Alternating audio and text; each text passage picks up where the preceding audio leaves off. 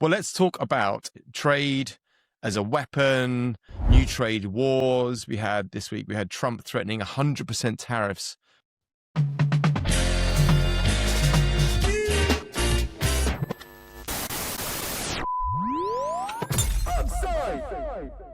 On countries with digital services taxes, just days before the 4th of July US-EU deadline.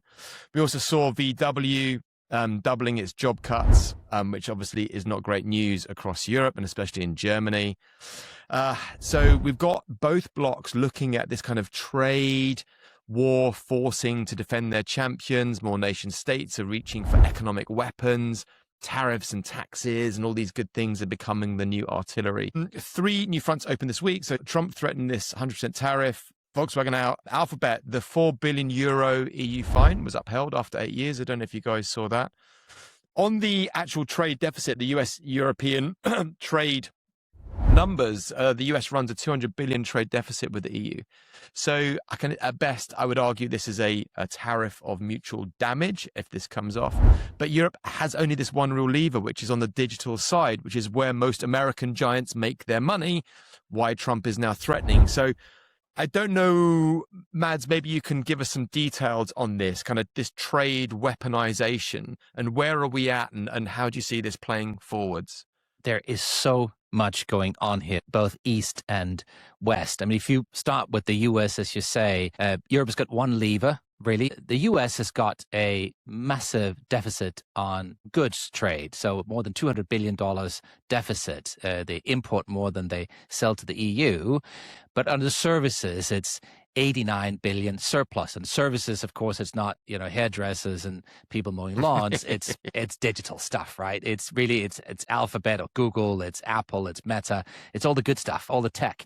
And Europe is a massive market for those companies. Not everybody realizes Google and Apple, they each sell for more than $100 billion in Europe, or what they call EMEA, every year. Meta, probably a little bit less, maybe half, but they're massive markets. And the challenge is that these companies are highly, highly profitable. They deliver fantastic services. We love what they do.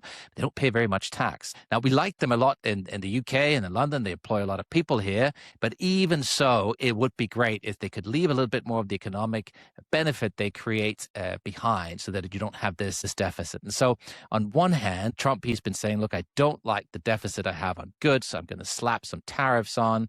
And the EU agreed to the 15% tariff, agreed to investment in the US, agreed to buying energy, and Europe buys a lot of LNG from the US today. But digital was kept out of that deal. There's still kind of this notion of a digital services tax, and now Trump has said, look, I really don't like that, because he knows it's the one place where Europe really can hurt the US from a trade perspective, and so he's going apoplectic over that. How is he threatening to do that? Well, he says, if anybody does it, I'm going to slam big tariffs on them. Europe created something called the anti-coercion instrument. So it's effectively something that can be used if a foreign power threatens EU nations on trade. You can sort of gang up and then hit back. And it's actually quite powerful. It can do exactly the stuff people don't like. It can hit the services. It can hit procurement. It can hit IP.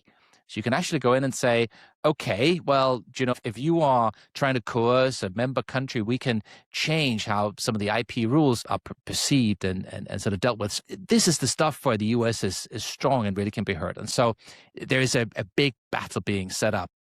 There was almost a showdown happening a few years ago between France and the US that was kicked into the long grass because there was a view that, look, maybe we can refer that to an international institution. That has now been dismantled. There is no good global approach to try and regulate digital services today. And so it's just going to be very interesting to see how this plays out. Let's come back to China in a second. Let's just pause there and see if there are any reactions on that.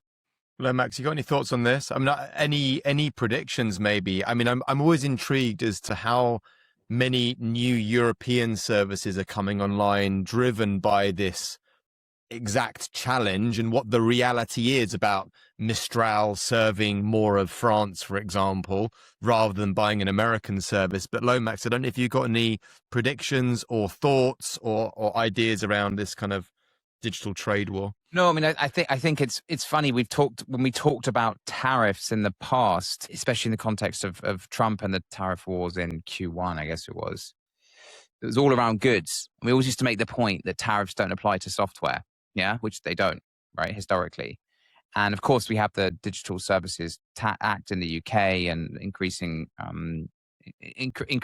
efforts to try and tax that software revenue, or effectively ad spend, is what the revenue really is for most of those companies. But now it's coming into the software domain, and clearly, Trump sees, given how critical AI and tech is to everything these days, it's the next big fighting ground.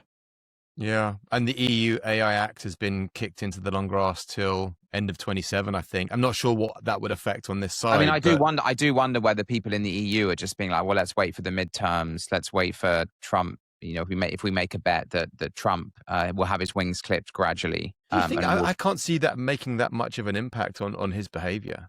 I don't make an impact on his behavior, but it will make an impact on how the Europeans react to that behavior. Because if they see effectively a person whose power is sunsetting, 1 to 2 years, while it can be a very long time in politics, it can also be a relatively short time. And if people feel that he's more of a lame duck on the way out, I think people the Europeans may be more inclined to crack on with what they think is best and ignore the saber rattling in the White House. I don't know. Maybe he's got one foot out, and now he's made so much money. Maybe he's got one foot out the door anyway. I don't think he cares about succession particularly. I wonder if JD will make it. Anyway, that's all on the side. Mads, what you wanted to talk about China. Where does China fit into all this? Well, you were talking about Volkswagen. You were talking about potential layoffs. Of course, that's all about China and Chinese trade. China used to be a phenomenal market for German automakers. Do you remember when I remember when Mercedes dropped off a cliff? Do you remember we did this maybe a year ago, and we were looking at the numbers of Mercedes sold in China, and it was like grow, oh my god, and then it was off a cliff, just dropped. I think it was really interesting how this exact point. That's exactly right. I mean, we used to say 10 years ago that China is very, very far from, if ever, in a position where they can challenge kind of Western high-end automakers. And guess what? They just figured out how to do it.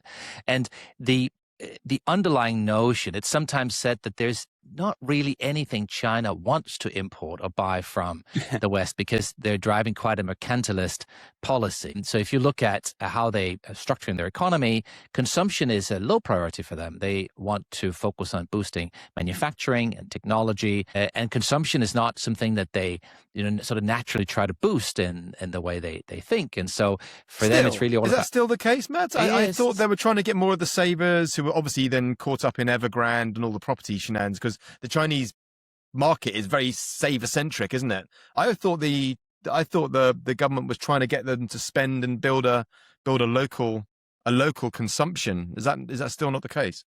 Yeah, if anything, it's in a mercantilist way. So, buying things locally, making things locally. There's this notion that yes, customers, yes, but only to learn how to replicate what's imported and then make it locally.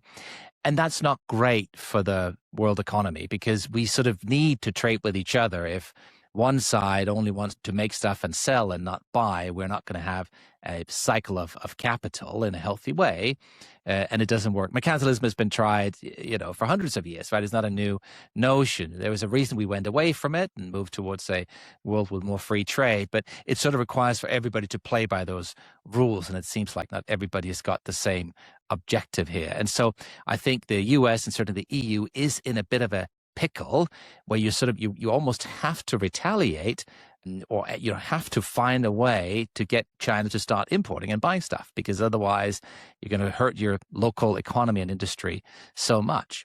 And so one of the questions that are coming up, China sells more to Germany, for example, than Germany sells to China today. It wasn't always like that. It was much more imbalanced until 2019, but after COVID, it's just absolutely exploded. And so why doesn't Germany or the EU just slap some tariffs on Chinese imports. And here is the challenge. Yes, China exports consumer goods and cars and things that consumers buy, but they also export a lot of the parts that go into the supply chain of European industry.